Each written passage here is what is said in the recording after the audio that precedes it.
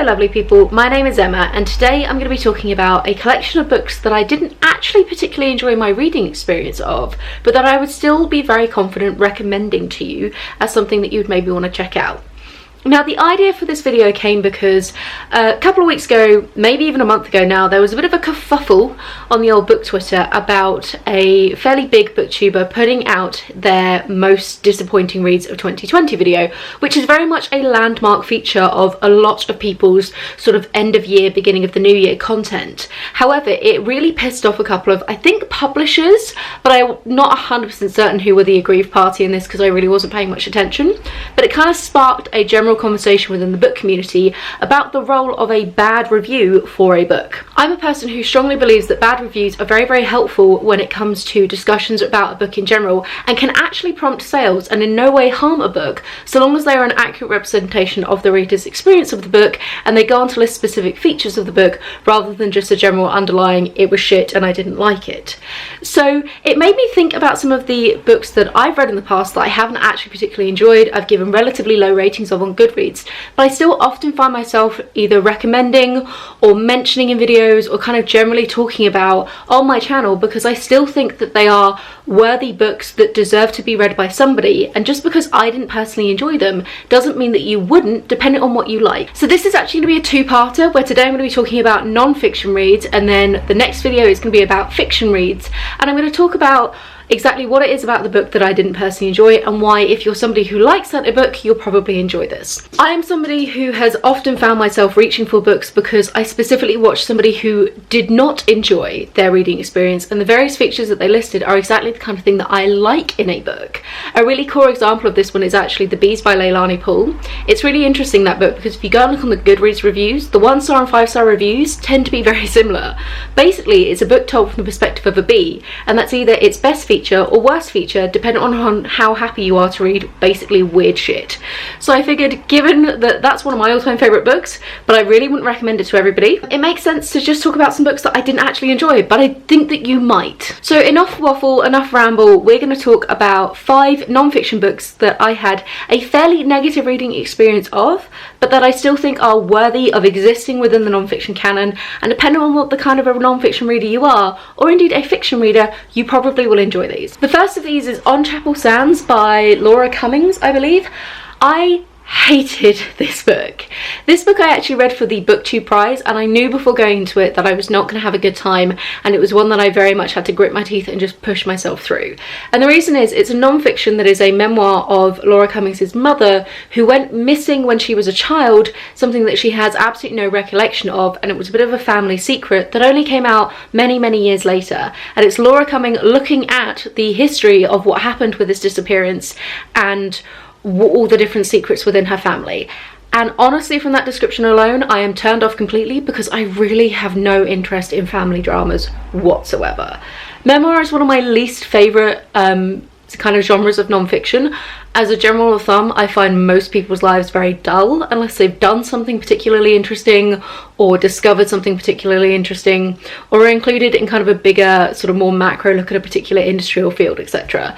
So when it is about somebody's early childhood, I don't care, and it's just a personal preference thing. And so naturally there's nothing wrong with this book in terms of how it's written. I think it's very well done. I think Laura is a good writer. I think that the wording is lovely. I think that the kind of the sentences is very lyrical, they flow, but ultimately I did not care from page 1 to page however long it is, and I very much endured this book. But if you are a fan of the family drama and you like memoirs, this one is a no-brainer. You're probably going to enjoy it, and it was very, very, very well received, and I can see why if this is your cup of tea. Another one that is in a similar kind of subgenre is The Trauma Cleaner by Sara Krasnostein. So this, on the surface, is pitched as being about a woman who runs a trauma cleaning service, which basically goes into very gruesome scenes, whether it be like hoarders or crime scenes after they've finished doing the investigation, and cleans up what is there.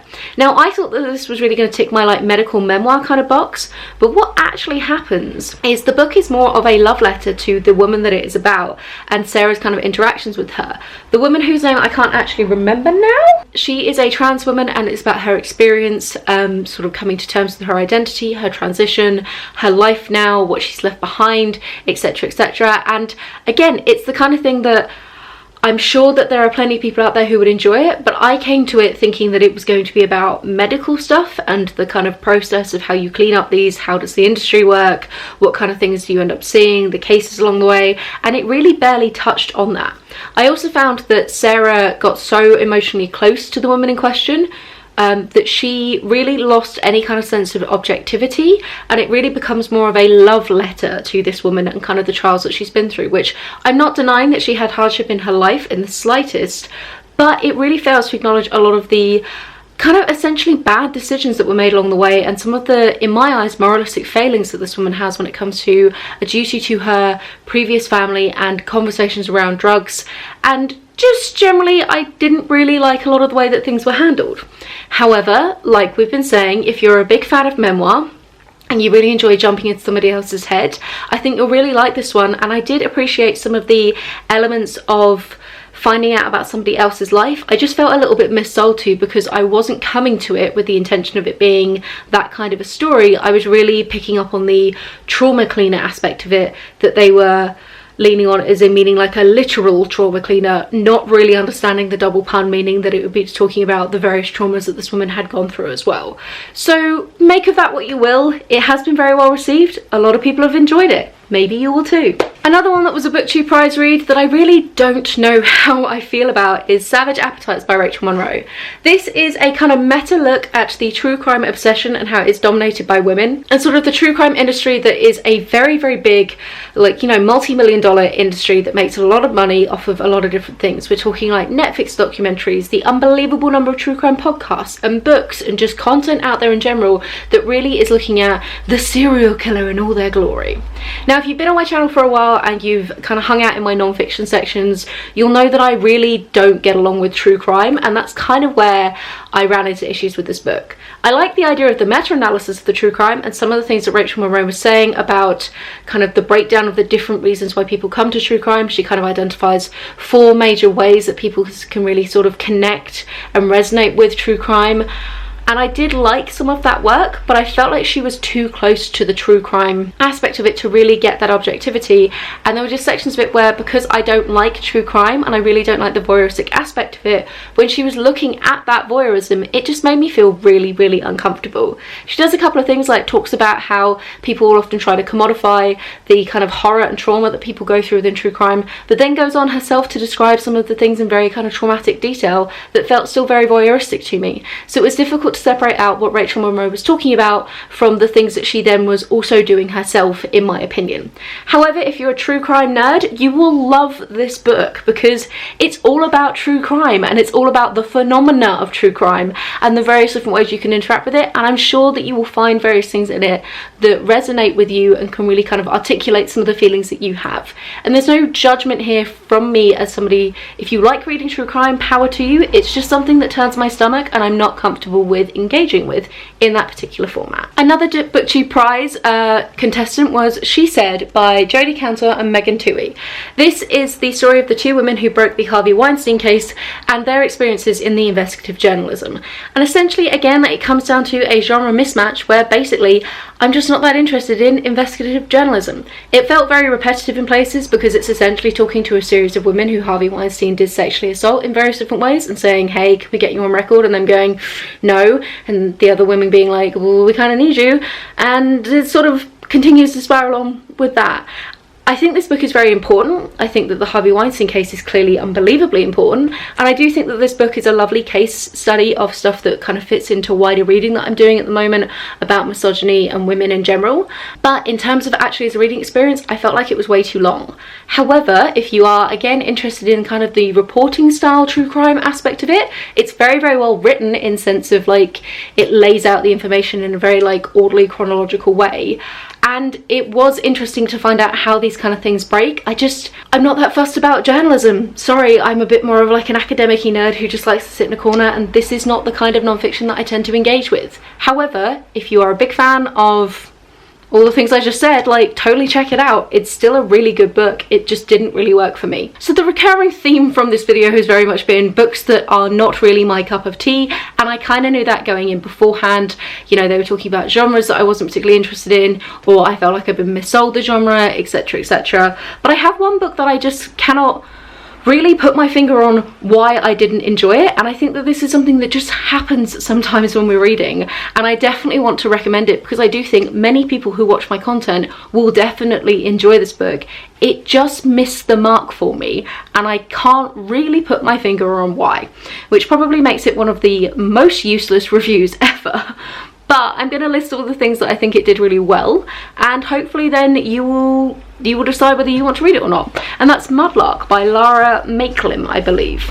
So this mudlarking is basically the act of kind of going through the riverbed of places like the River Thames when the tide goes out to try and find various historical artifacts and things from antiquity that have been left behind, kind of buried in the mud, and then being able to collect them and find out more about that area's history due to what was left behind.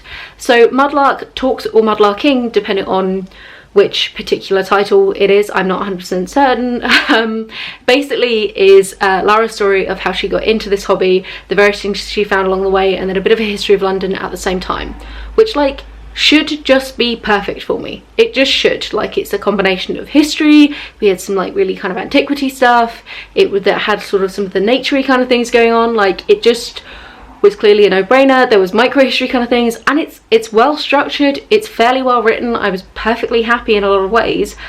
I just got like a meh response from it, and I wish I could say more than that, but I don't know whether I just didn't like the authorial voice. I didn't know whether I didn't like the narrator.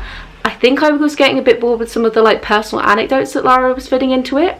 But if you like them and you like people more than I apparently do, I think this is the takeaway, is I don't care about any individual, do I? This might be a terrible takeaway. Maybe I'm a monster. Anyway, if you are a fan of history and then also like quirky hobbies, etc, etc, I think you'll really like this book, and I think you should totally check it out.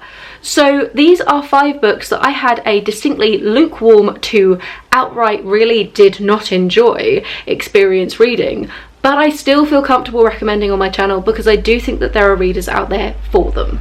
So let me know what you think to this. Do you have any books that you didn't actually really enjoy but you still think are worth the time and that somebody else might? What do you think to bad reviews and their place within the book reviewing community? You know, it's something which I probably don't do a crazy amount of them other than outside of my like monthly wrap-ups. I don't personally do a most disappointing books of the year kind of video most years. I think I did one my first year on BookTube, but I haven't done one for the past 2 years, just because I find them, having now filmed this, quite strange videos to talk about, and I think disappointing is different to something that I didn't enjoy.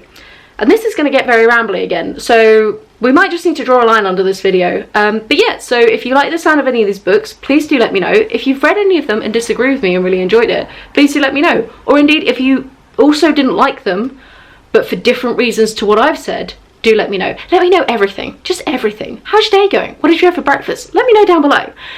My next video coming out will be about fiction books that I didn't enjoy, but I still think are worth checking out. And yeah, then God knows what's happening after that. Have a wonderful reading week, and I will chat to you soon. Bye.